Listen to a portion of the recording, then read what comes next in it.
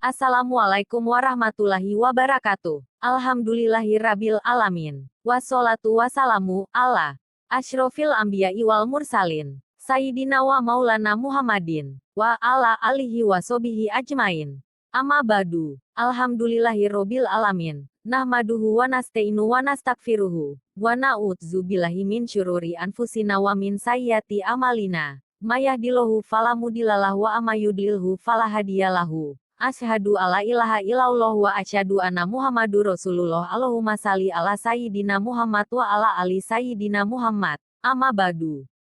Sebelum nyimak video ini jangan lupa di subscribe, tekan tombol lonceng biar bisa mengikuti yang lain. Jangan lupa di komen biar bisa upload video yang lain. Keinginan saudara-saudara semua bisa terpenuhi. Manggala Majapahit Gajah Kencana. Bab 1. Dari bumi pusaka terik yang beralam pohon wilwa bersimbah peluh dan darah berisi tulang dan abu gajah, lembu, mahesa, kudi dan mereka insan-insan prajurit yang dibebani kodrat masa. Akan kugali kisah semasa kerangka-kerangka itu masih berhayat, bernafsu, berjuang melaksanakan cita luhur membangun sebuah negara yang besar, yang jaya yang menyatukan Nuswantara menyuar ke seberang benua. Walaupun kini hanya puing-puing kenangan lena, namun kicau burung mengalun, gemercik air mendesir dan sepoi angin semilir di bumi yang pernah besar pusara insan mangsakala menyerbak aroma ganda harum puji damba abadi dari nafas dan jiwa yang bersenyawakan pengabdian luhur. Penulis, Lamun Huus Kalah Nusantara Isun Amukti Palapa. Baginda, hamba berpendapat tindakan paduka itu pasti akan sia-sia belaka. Ibarat petani dititah membaca kitab Kutaramanawa atau Brahmana diperintah membajak sawah. Demikian hamba tamsilkan pengangkatan Nambi sebagai Patih Amangkubumi Kerajaan Majapahit.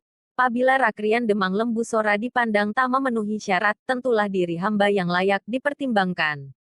Bukan Nambi yang bodoh, lemah, rendah budi, penakut dan tak berwibawa itu. Tanpa Lembu Sora dan Lawe, Kerajaan Majapahit pasti runtuh. Laksana halilintar meletus di tengah hari kemarau. Menggelegarlah bingkai-bingkai atap, jalur-jalur pasak dan tiang-tiang pendapa agung keraton Majapahit. Dan berdenyar-denyarlah perasaan para menteri, tanda, gusti, bupati, tumenggung dan segenap narapraja kerajaan yang tengah hadir dalam perapatan besar di Balairung Pura Agung. Mereka terpesona mendengar ucapan lantang dari Rangga Lawe, Adipati Tuban. Ketika mendengar Nambi diangkat menjadi Patih Amangkubumi Kerajaan Majapahit, Adipati Tuban itu segera melarikan kudanya secepat angin, menuju ke Pura Majapahit. Di hadapan sidang lengkap kerajaan, ia menentang pengangkatan Nambi dan mencemohkannya habis-habisan. Dan dengan berani pula, ia mencela kebijaksanaan Raja. Raja Kertaraja Sajayawardana terkesiap. Nambi adalah salah seorang kadehan Raden Wijaya yang setia dan besar jasanya. Ia ikut berjuang bersama Raden Wijaya untuk merebut kembali Pura Singasari yang diduduki pasukan Daha sampai pada waktu Raden Wijaya yang bersekutu dengan pasukan Tartar, menggempur kerajaan Daha. Kemudian setelah berhasil mengalahkan Daha, Raden Wijaya lalu menyerang orang-orang Tartar itu dan mengusir mereka dari bumi tanah air.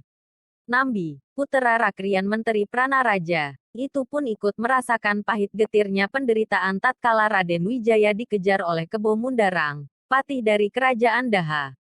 Anak buah pasukan Singasari yang dipimpin Raden Wijaya diserang oleh pasukan Daha yang dipimpin oleh Kebo Mundarang, sehingga porak-poranda dan tercerai-berai. Pada waktu itu Raden Wijaya dengan diiringi Lembu Sora, Gajah Pangon, Medang Dangdi, Mahesa Wagal, Nambi, Banyak Kapuk, Kebo Kapetengan, Wirota Wiragati dan Pamandana, lari melintasi sawah yang baru terbajak. Tentara Daha tetap mengejarnya. Hampir saja Raden Wijaya dan para pengikutnya yang setia itu dapat ditangkap Patih Kebo Mundarang, apabila saat itu tak terjadi suatu peristiwa yang ajaib. Pada saat hendak ditangkap, Raden Wijaya menghunjamkan kakinya ke tanah. Tanah muncrat berhamburan jatuh ke dada dan dahi Kebo Mundarang. Kebo Mundarang menguak dan tersurut mundur beberapa langkah. Dadanya serasa terhantam palu gada. Kedua biji matanya serasa pecah tertabur percikan tanah liat. Cepat-cepat ia mendekap mata dengan kedua belah tangannya. Beberapa saat setelah rasa sakit berkurang, ia lepaskan tangannya. Tetapi Raden Wijaya dan anak buahnya sudah lenyap ke dalam hutan. Mengingat jasa-jasa dari para kadehan yang setia itu, setelah berhasil membangun kerajaan Majapahit dan bertahta sebagai Raja Majapahit yang pertama, Raden Wijaya yang dinobatkan sebagai Raja Kertarajasa Jayawardana itu pun membalas budi. Ranggalawe diangkat menjadi Menteri Amancanagara di daerah pesisir utara, dengan pangkat Adipati Tuban dan Dataran. Pengangkatan itu sesuai dengan amal jasanya yang cemerlang. Dalam peperangan, ia selalu bersedia mempertaruhkan jiwa menjadi perisai keselamatan junjungannya dan pasukannya. Ia seorang senopati yang pandai mengatur siasat, pemberani dan gagah perkasa. Seorang keturunan Madura yang berwatak keras dan berdarah panas. Lembu Sora diangkat sebagai Rakrian Demang. Begitu pula mereka-mereka yang telah berjasa membantu perjuangan Raden Wijaya selama ini, telah diberi pangkat dan kedudukan yang sesuai. Di antaranya Nambi sebagai Patih, Timpar sebagai Tumenggung, Gajah Biru, Emban, Semi, Lembu Peteng, Ikal-ikalan Bang, Juru Demung, Pamandana, Teguh, Jangkung, Derpana, Jabung Tarewes, Jaran Bangkai, Panji Semara, Lasem, Windan, Lembu Pawagal, Kebo Andaka, Gajah Lembana, Gajah Enggon, Gajah Gambura, Liman Aguling, Panji Gagak Sumiring, Panji Anengah, Kebo Jampira dan lain-lain, telah diberi kedudukan sesuai dengan jasa dan kecakapannya. Para kadehan itu amat bersyukur kepada Baginda. Makin penuh kepercayaan mereka, makin meresaplah rasa setia raja ke dalam tulang sumsum mereka. Tetapi tatkala Baginda mengangkat Nambi sebagai Patih Amangkubumi, timbul hal-hal yang tak diharap. Gelar Patih Amangkubumi adalah untuk patih di pusat pemerintahan kerajaan Majapahit. Sedang gelar patih diperuntukkan patih kerajaan kecil-kecil yang bernaung di bawah kekuasaan Majapahit. Kahuripan, Kediri, Matahun, Wengker, Pajang, masing-masing mempunyai seorang patih. Maka kedudukan Patih Amangkubumi itu sama dengan Mahapatih atau Patih seluruh negara. Amatya Ringsanagara atau Patih seluruh negara itulah yang menjalankan roda pemerintahan seluruh negara. Demikian setelah beberapa jenak terpukau dalam ketegunan, mendeburlah darah Raja Kertarajasa. Selintas rasa keagungan memancar. Ranggalawe berlebih-lebihan ulah, bermanja kesombongan dan seolah-olah tak beraja di hati. Di hadapan perapatan agung yang dihadiri segenap narap raja, ia berani menghina Patih Nambi, mencela raja. Mata Kertarajasa memercik kilat berapi. Kerling matanya berhamburan mencurah kepada Adipati lancang itu, seakan-akan gumpal nanah dalam bisul yang tengah melingkar-lingkar mencari jalan meletup keluar. Tetapi ketika pandang mata Baginda tertumbuk pada wajah Ranggalawe, entah bagaimana, tiba-tiba reduplah nyala kemarahan Baginda. Baginda terhening, pikirannya melayang-layang ke masa yang lampau. Dahulu ketika kerajaan Singasari dikalahkan pasukan Daha, pasukan Singasari yang dipimpin Raden Wijaya pun dihancurkan. Bahkan dia sendiri hampir tertangkap Kebo Mundarang, patih dari Daha. Setelah lolos dari kejaran musuh, Raden Wijaya dan pengikutnya menuju ke Sumenep menemui Wiraraja Adipati Madura. Wiraraja tetap bersikap setia pada Singasari dan menyambut Raden Wijaya dengan baik. Wijaya terharu dan seketika itu berjanji bahwa apabila kelak dapat merebut kerajaan Jawa, ia bersedia membagi separuh kerajaan kepada Wiraraja. Adipati Wiraraja puas dan gembira sekali. Segera ia mengatur rencana untuk membantu Raden Wijaya. Ia menyarankan agar Raden Wijaya menyerah kepada Raja Daha. Di samping harus berusaha merebut kepercayaan Raja Jayakatwang, Raden itu harus memperhatikan kekuatan Daha. Dan apabila sudah mendapat kepercayaan Raja Jayakatwang, supaya ia mengajukan permohonan untuk membuka hutan terik, sebuah desa yang tandus. Setelah segala yang direncanakan berjalan lancar dan Raden Wijaya pun sudah diberi izin untuk membuka hutan terik, maka ia segera mengirim banyak kapuk dan Mahesa Pawagal guna memberi laporan kepada Wiraraja. Ketika kembali, kedua utusan itu disertai seorang putera dari Adipati Wiraraja yang telah membawa pesan dari ayahandanya. Raden Wijaya tertarik melihat sikap putera Wiraraja yang tegas dan berani. Ia segera menanyakan namanya, tetapi sebelum pemuda itu menjawab, Raden Wijaya sudah mendahului memberi nama pemuda itu, Menang yang berarti benang atau lawe. Kemudian diberinya pangkat Rangga, dan terkenallah pemuda itu Seba sebagai Rangga Lawe. Rangga Lawe memang gagah berani, tangkas bicara tegas bertindak. Ia telah berjuang mati-matian membantu Raden Wijaya hingga berhasil membangun kerajaan Majapahit. Dan dia adalah putra Wiraraja yang berjasa besar sekali kepadanya. Hampir dapat dikatakan Wirarajalah yang membimbing, memberi petunjuk, mengatur rencana dan mempersiapkan gerakan sehingga Raden Wijaya berhasil mengalahkan Daha, mengusir tentara Tartar dan mendirikan kerajaan Majapahit. Layakkah jasa anak dan bapak itu kuhapus begitu saja hanya karena kuanggap dia bertindak kasar di hadapanku? Demikian Baginda merenung dan menimang. Kelakuan Lawe itu tidak bermaksud jahat melainkan hendak meluapkan isi hatinya yang kecewa, iri dan penasaran. Dan ku tahu dia memang berwatak kasar berangasan tetapi sesungguhnya ia memang tak kalah besar jasanya dengan lain-lain kawannya. Pikiran Raja Kertarajasa masih berlarut hanyut dalam laut kenangan masa lampau. Masa perjuangan yang penuh suka duka. Sesaat hampir ia lena bahwa saat itu sedang dihadap segenap menteri kerajaan. Lawe, jangan kurang susila di hadapan Baginda. Sekonyong-konyong terdengar suara menggelugur bagai guru hampir sirna kumandangnya. Baginda tersentak dari renungan. Cepat ia mengangkat pandang ke arah suara itu. Ah, Demang Lembu Sora yang masih terikat hubungan sebagai paman dari Rangga Lawe. Demang yang sudah menjenjang usia tua itu, seorang senopati yang sakti, gagah perkasa, jujur dan setia. Pada saat menemui kesulitan pada masa perjuangan dahulu, Wijaya selalu meminta nasihat dan petunjuk Lembu Sora. Lembu Sora lah yang menganjurkan supaya Raden Wijaya minta bantuan kepada Adipati Wiraraja di Madura.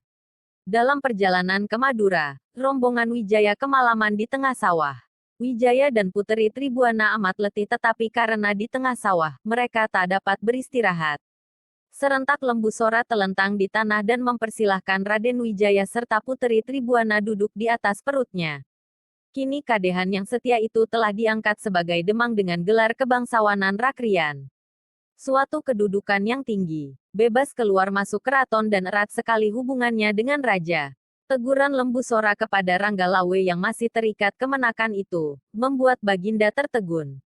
Makin jelas betapa kesetiaan Rakrian Demang itu kepada raja. Mencela seorang tokoh seperti Rangga Lawe, bukan hal yang olah-olah. Rangga Lawe seorang adipati yang berpangkat Menteri Amancanagara. Seorang senopati yang gagah berani dan putera dari Adipati Wiraraja yang dijanjikan raja akan diberi separuh tanah kerajaan. Mendamprat Rangga Lawe, lebih berbahaya dari mencabut kumis seekor harimau buas. Sesaat tergugahlah kesan Baginda. Beliau tak menginginkan timbul keretakan di antara para kadehannya.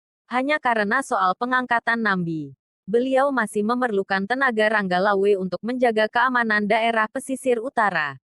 Dari pelabuhan Tuban dan Dataran, dahulu tentara Tartar berlabuh dan menyerang Raja Kertanagara dari Singasari karena telah menghina utusan Kaisar Tartar. Tetapi kala itu Singasari sudah dikalahkan Daha. Maka dengan siasat yang cerdik, Raden Wijaya dapat mengelabui Ikemise Panglima Tartar untuk diajak bersekutu menyerang Daha. Setelah Daha dihancurkan, tiba-tiba Raden Wijaya menyerang tentara Tartar sehingga banyak yang mati, lari ke atas kapal dua terus berlayar pulang ke negerinya. Karena kekalahan itu Panglima Ikemise dihukum mati oleh Raja Tartar. Tak sedikit pun Baginda Kertarajasa melupakan peristiwa itu. Walaupun sudah berlangsung beberapa tahun tetapi bukan berarti sudah tiada kemungkinan bahwa Raja Tartar akan mengirim pasukan pula untuk menghukumnya. Dan apabila kemungkinan itu terjadi, tentulah mereka akan mendarat di pesisir Tuban atau Dataran. Dengan demikian jelas sudah betapa penting arti Tuban dan Dataran itu bagi keselamatan kerajaan Majapahit.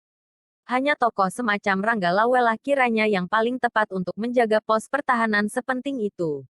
Baginda mencamkan hal itu. Sudahlah, Rakrian Sora, seru Baginda sesaat menyadari bahwa tibalah sudah waktunya ia harus bicara untuk mengatasi suasana yang panas. Tentulah engkau kenal akan sebuah petuah yang disebut Wijna, ialah supaya kita jangan meninggalkan kebijaksanaan, penuh hikmah dalam menghadapi kesulitan dan kegentingan yang bagaimana gawatnya.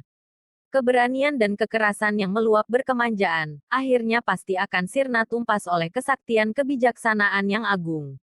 Memerintah harus dengan kebijaksanaan yang bersifat adil dan mengayomi, bukan dengan kekerasan yang bersifat lalim menindas. Dalam hal itu, banyaklah sudah kuteguk ajaran dan petunjukmu yang berguna. Lembu Sora terbeliak. Ia benar-benar tertegun mendengar ucapan Baginda. Ternyata Raja Kertarajasa masih seluhur budi Raden Wijaya dahulu. Tidaklah kedudukan tinggi, menyilaukan pandangan hidupnya. Tidaklah kekuasaan menyuburkan sifat keangkaraan dan keakuannya. Beliau benar-benar seorang raja yang tak goyah disanjung pangkat, tak rapuh dibuai kekuasaan. Lembu, Sora tersipu-sipu memohon maaf. Lawe, bergantilah tegur Baginda tertuju kepada Adipati Tuban. Masih kenalkah engkau akan dirimu? Rangga Lawe tersentuh hatinya ketika mendengar kata-kata raja kepada Lembu Sora. Diam-diam ia malu dan menyesal. Hamba tetap Lawe, kadehan Paduka yang selalu siap mempersembahkan jiwa raga ke bawah duli tuanku.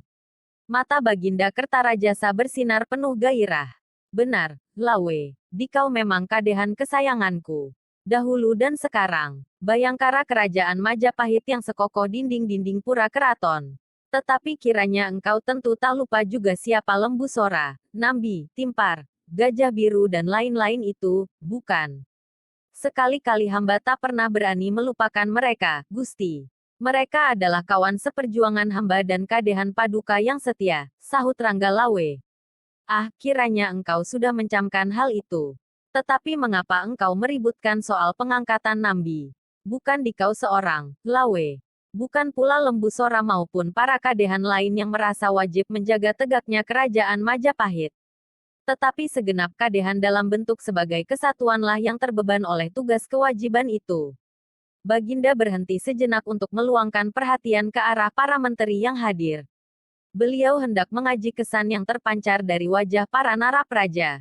Tampak segenap menteri hulu balang dan narapraja menganggukkan kepala dan menegakkan sikap. Sikap dari prajurit yang siap melaksanakan perintah. Diam-diam berbesarlah hati Baginda. Beliau memperoleh kesan bahwa para menteri hulu balang itu tetap taat dan setia. Pengangkatan Nambi sebagai Patih Amangkubumi, janganlah engkau tafsirkan sebagai suatu anugerah kepada pribadi Nambi, ujar Baginda kepada Lawe. Tetapi hendaknya diterima sebagai suatu kepercayaan negara kepada seluruh kadehan. Kemudian dengan nada yang lebih tandas, Baginda berseru pula, Lawe, ucapanmu yang mencerminkan rasa ketidakpuasan tadi, sesungguhnya hanya merendahkan derajat kesatuan kadehan secara menyeluruh. Termasuk dirimu sendiri, Gusti junjungan hamba yang mulia. Rangga Lawe bersembah kata, bahwasanya Paduka mengangkat salah seorang kadehan pada kedudukan setinggi itu, amatlah besar hati hamba. Benar, Gusti, hamba memang menganggap tindakan Paduka itu suatu kepercayaan dan penghargaan besar kepada kami seluruh kadehan. Ia berhenti sejenak untuk menekan gejolak darahnya yang mendebur keras. Sesaat kemudian ia melanjutkan pula. Suatu kepercayaan menuntut kewajiban. Karena pada galipnya kepercayaan itu suatu wajib. Suatu pertanggungan jawab. Pengangkatan Nambi sebagai Patih Amangkubumi merupakan suatu kepercayaan yang menuntut pertanggungan jawab besar. Berat rasa hati hamba menyambut tanggung jawab itu. Maka dalam rangka menanggulangi tanggung jawab itulah maka hamba bergegas-gegas menghadap Paduka.